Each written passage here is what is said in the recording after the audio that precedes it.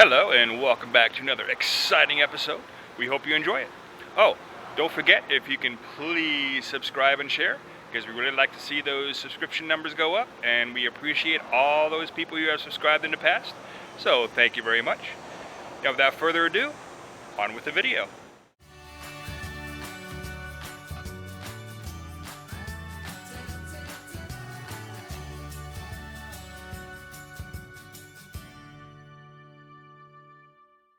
Thank you for coming along with us to visit the Confederate Museum in Charleston, South Carolina.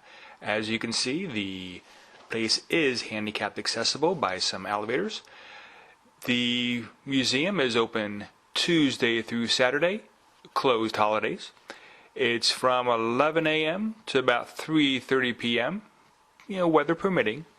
The admission price at the time we went were adults $5, children 6 to 12, $3, and children under 6 years old are free. The museum is located upstairs of Market Hall, and of course there are two tiny rooms for transacting business of running the market, and one very large, very elaborate, and very tight spaced place that they have all of the historical documents and flags and all kinds of items.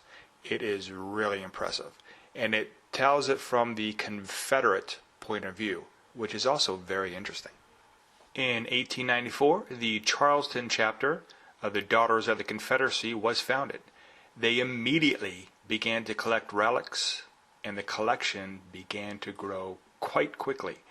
Now by 1898, this group of ladies became Charleston Chapter Number 4, United Daughters of the Confederacy. And in 1899, the reunion of the United Confederate Veterans was to be held in Charleston. The men decided to help these ladies form a permanent Confederate Museum in Charleston. For people like myself who like to take pictures and videos because our memories aren't very good, you are not allowed to take any videos or photos inside the actual museum itself. But as you can see by the footage here, you can take anything out in the foyer, you can take anything outside, you can kind of look from the door, but you can't actually take any photographic equipment or even have your cell phone out in the Confederate Museum itself. We really enjoyed ourselves here at the Confederate Museum.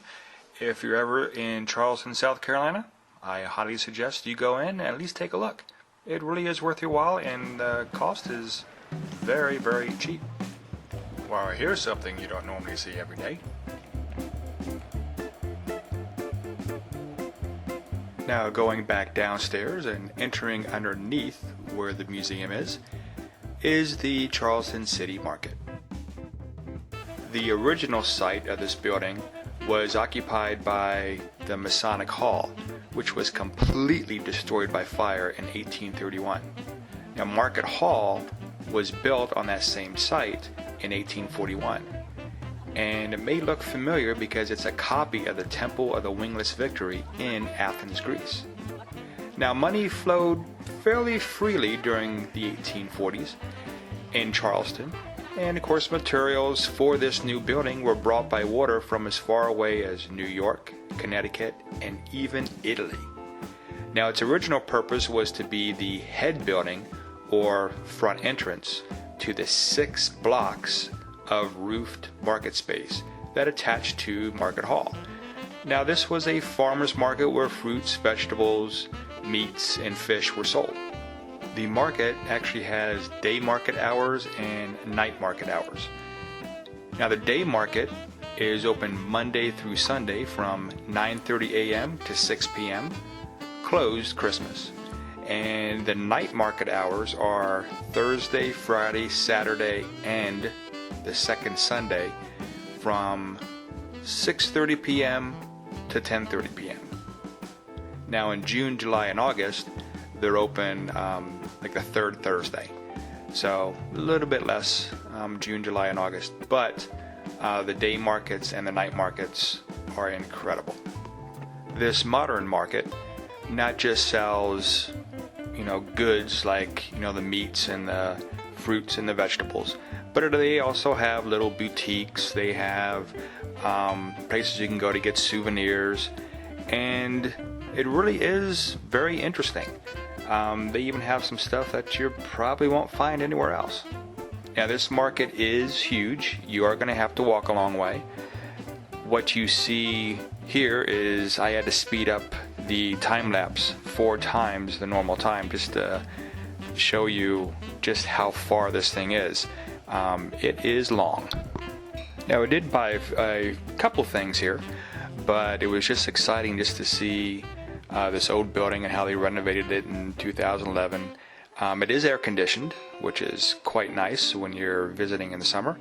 And also, we did eat there, so they have little mini pickup places, places you can get sandwiches, those kind of things, and pretty good pricing, especially for the touristy area.